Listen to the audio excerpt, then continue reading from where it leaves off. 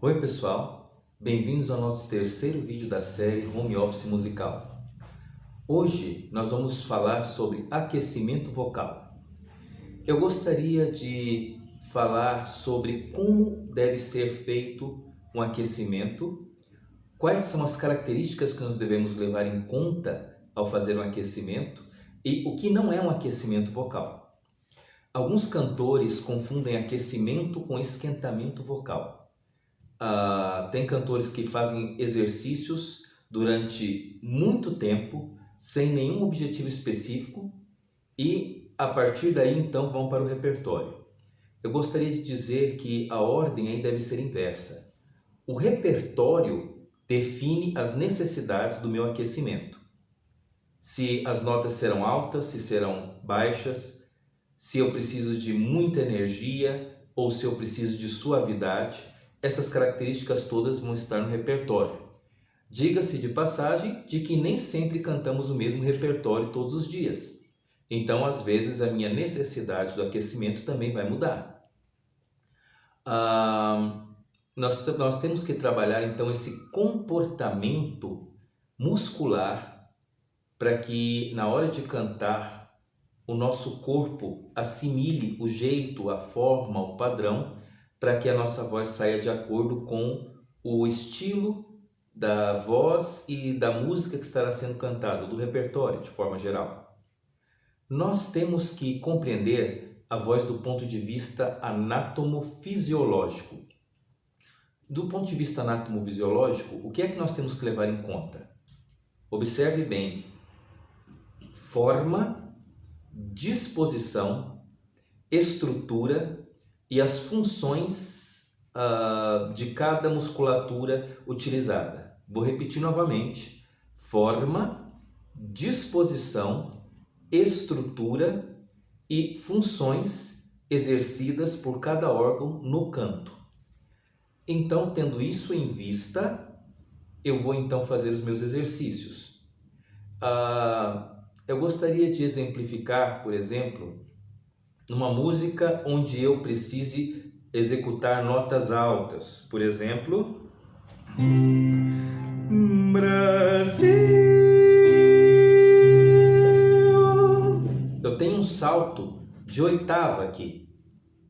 Que exercício seria ideal para isso? Exercícios onde eu possa levar a minha voz a chegar a esses saltos. Então, por exemplo,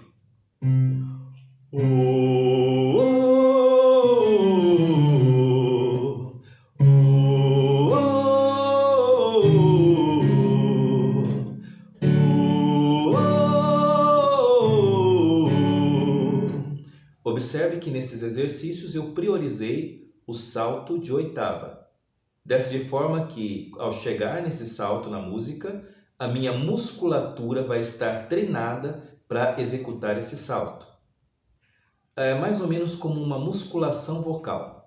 Imagine você um fisiculturista que treina todos os dias levantando 20 quilos, mas no dia do campeonato ele precisa levantar 80 quilos. A sua musculatura não estará preparada para isso se esse trabalho não for feito anteriormente. O canto não é diferente. Nós temos que preparar o nosso corpo para aquilo que vai ser exigido dele, de forma que nós consigamos assim evitar inclusive lesões na nossa musculatura e outros problemas na nossa voz, como rouquidão, afonia e outras coisas mais.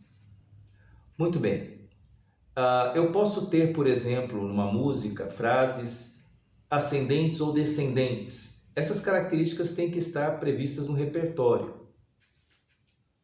Exercícios ascendentes.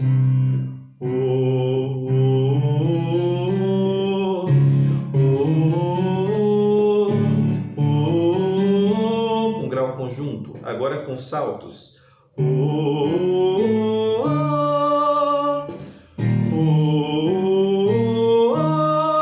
Ou exercícios descendentes.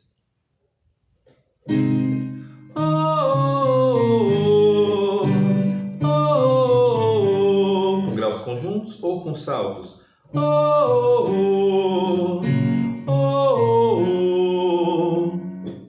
Então observem que as características que eu tenho no repertório eu vou transferir para os exercícios. E a forma de fazer os exercícios, então, vão determinar a forma como eu vou cantar. Como eu havia falado no início, se a música exige mais suavidade, eu posso colocar isso no exercício.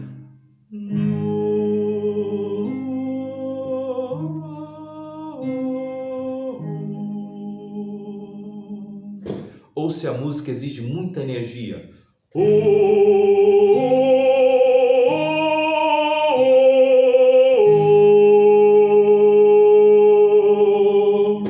também são características que eu posso implementar no repertório e nos meus vocalizes. Bom, características que nós temos então numa música vão de acordo também com a sua capacidade vocal. Não adianta eu ter um vocalize muito bem planejado se eu não escolhi bem o repertório. Por exemplo, no meu caso eu sou um barítono ou um baixo cantante. Então a região mais confortável para minha voz é a região médio-grave. E de repente eu escolho um repertório muito agudo para cantar. Não é simplesmente o vocalize que vai resolver meu problema, porque eu preciso saber se eu tenho essas notas na minha tessitura vocal. Não é? A tessitura vocal é a região confortável da minha voz. Se o cantor não for coerente na escolha do repertório, na escolha da tessitura, então o aquecimento não vai ajudar tanto. Precisa haver um equilíbrio entre todos esses pontos. E eu costumo dizer que cantar é a última coisa que um cantor tem que fazer. Existem inúmeros outros conhecimentos que ele deve ter e que ele deve utilizar antes de cantar. E uma das coisas mais importantes é conhecer o seu instrumento. Qual é a sua extensão? Qual é a sua nota mais grave? Qual é a sua nota mais aguda? Até onde você consegue alcançar de forma confortável? Como são as passagens da sua voz? Isso são coisas que devem ser trabalhadas também no aquecimento. Nós temos basicamente 3 registros da voz que são os comumente conhecidos: a nossa voz de peito, a voz de cabeça e o falsete. Com essas 3 regiões eu posso cantar qualquer coisa, mas elas têm que ser trabalhadas para que as passagens possam ser feitas de forma coerente. Não adianta querer fazer passagens e mudanças de registro bem feitas na voz se você não utiliza isso nos seus exercícios, se você não prepara a sua musculatura para dar uma boa resposta na hora de fazer essas passagens. Essas passagens também dependem de onde você vem para onde você vai. Elas dependem do fonema que você está usando. Algumas vogais e algumas consoantes facilitam ou dificultam a pronúncia ou o canto em determinadas regiões. Exemplo, nas vozes femininas, por exemplo, a vogal mais confortável nas notas agudas é a vogal I. Já para os homens é a vogal E.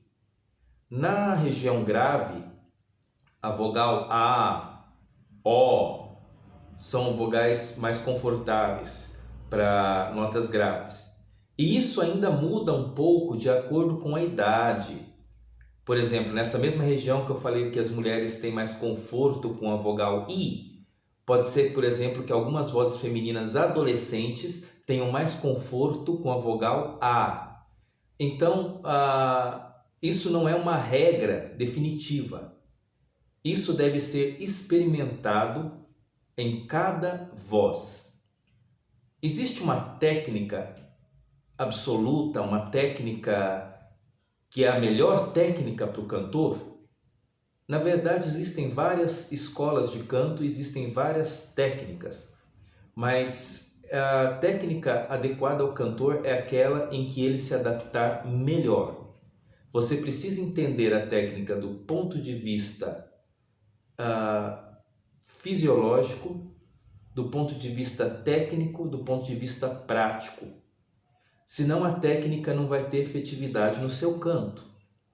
Então, o cantor tem que estudar técnica vocal e tem que compreender o seu funcionamento, porque isso também vai facilitar na escolha dos exercícios que serão utilizados para o canto.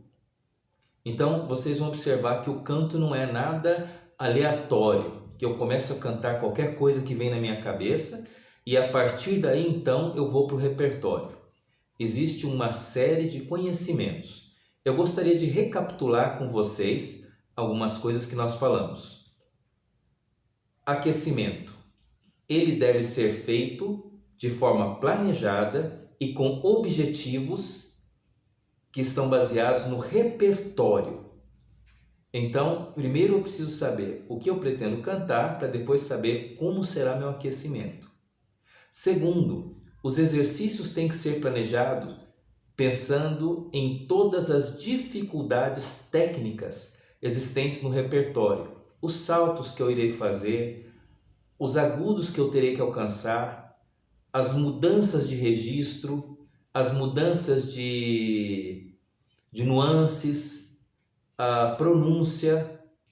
Às vezes vamos estar cantando música em outros idiomas, não somente em português, mas talvez inglês, espanhol, italiano, alemão. Então você tem a necessidade também de um estudo específico da fonética dessa língua.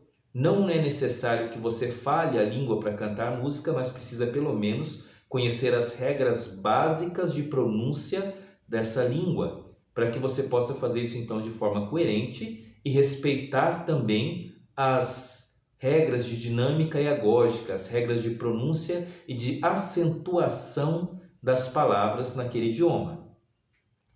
Nós falamos também que o canto tem que ser pensado do ponto de vista anatomofisiológico. Vamos ver se vocês lembram quais são os 4 pontos que nós falamos. Primeiro, forma. Segundo, disposição.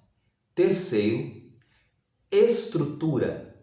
Quarto, funções exercidas por cada órgão. Em questão das funções exercidas por cada órgão, vocês podem observar no texto que eu enviei com um dos vídeos, fala sobre as funções dos órgãos respiratórios.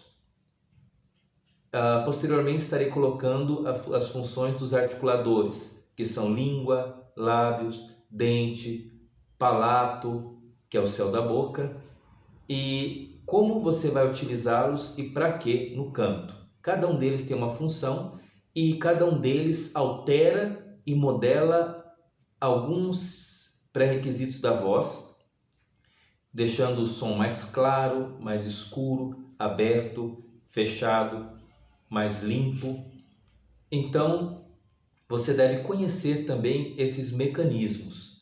E a partir daí, então, você vai implementar isso nos exercícios que você estará fazendo nos vocalizes.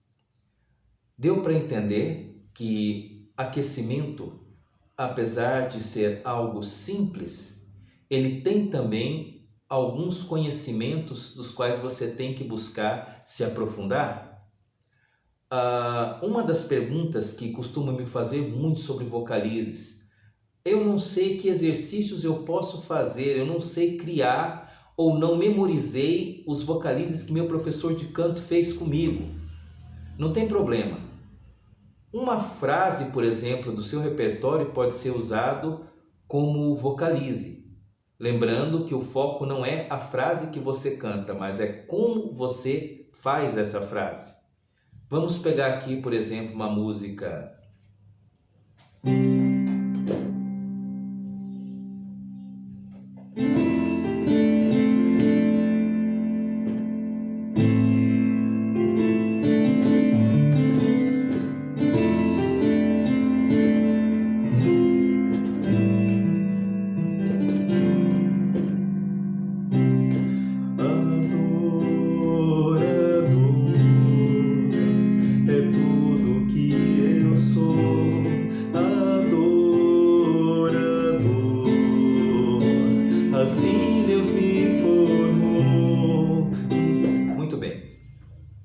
pegar um trecho de uma frase, uma semifrase.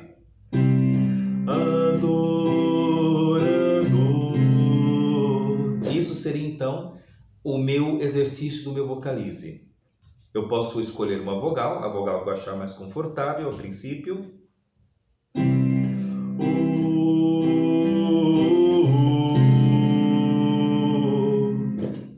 E posso fazer isso subindo de meio em meio tom.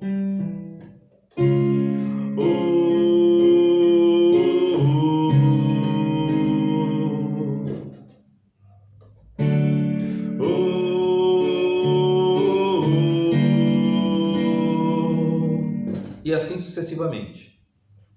Praticamente qualquer trecho de uma música pode ser usado para você fazer um vocalize.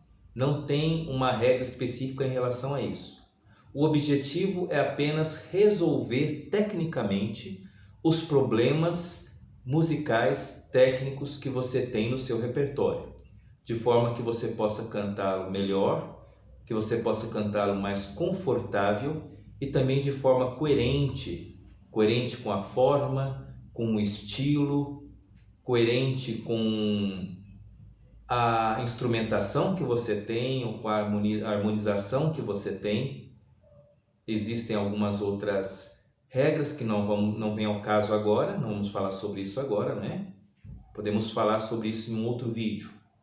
Mas eu gostaria de deixar então apenas essas características para vocês pensarem. E lembrar também que você está trabalhando o seu mecanismo neurofisiológico, ou seja, a minha mente e meu corpo estarão assimilando um padrão e uma forma de se fazer. Então não é conveniente você cantar no exercício de uma forma para depois cantar de outra, porque quando você tiver dúvidas de execução, o nosso corpo normalmente busca aquilo que é mais familiar. E às vezes, quando mais familiar é a nossa forma errada de fazer, então automaticamente nós seremos induzidos ao erro no repertório. Então, eu preciso condicionar minha mente e meu corpo para que a forma ideal para o repertório, correta para aquele repertório, seja feita sempre da mesma forma. Por isso, a repetição é muito importante no estudo. Repetição, repetição e repetição. Diz o ditado que a repetição leva à perfeição. É exatamente isso que deve acontecer. Tem algumas outras coisas nas músicas que elas não são feitas a partir da nossa invenção, da nossa mente. Por exemplo, melismas. Algumas pessoas acham, quando vêm grandes cantores cantando e fazendo melismas, que aqueles melismas são todos inventados na hora. Não são. Você fazer, por exemplo, uma apogeatura simples, isso não precisa de planejamento. Mas quando você vai fazer um melisma que exige mais elaboração, esses melismas também devem ser trabalhados no seu vocalize. E eles devem ser feitos você modulando a tonalidade, indo para cada vez mais alto ou cada vez mais baixo, para você criar um conforto na sua musculatura e uma flexibilidade em relação à forma de fazer. Dessa forma, quando você colocar o melisma na música, ele vai parecer natural, não vai parecer algo fabricado ou algo forçado que você está ali se esmerando com um certo grau de dificuldade para executar. E para estudar esses melismas, a gente entraria também aí no estudo de escalas, que não é nosso assunto agora, mas já estou colocando também como uma dica para você estudar. Se você quer fazer bem melismas, precisa conhecer e se familiarizar bem com escalas e com os arpejos dessas escalas. Então aí uma série de exigências, de conteúdos que você vai ter a necessidade de estudar à medida que você vai tendo maiores necessidades no seu repertório. Então eu gostaria que você pensasse sobre essas questões. Quem tiver dúvidas, pode ver o vídeo por trechos, parando e pensando sobre essas questões.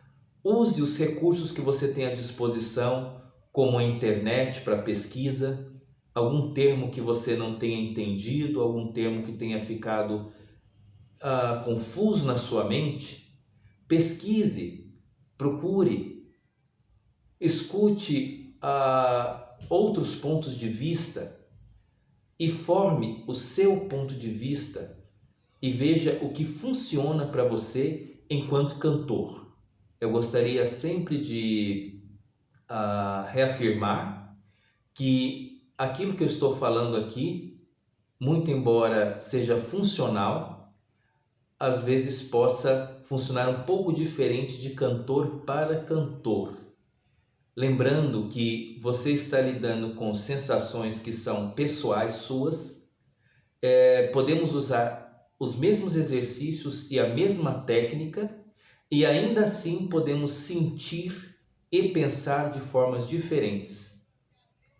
Existem vários caminhos para se chegar a um mesmo resultado e não existe uma técnica absoluta, mas existe com certeza um caminho para mim que é consensual entre todas essas formas de estudo, que seria a pesquisa.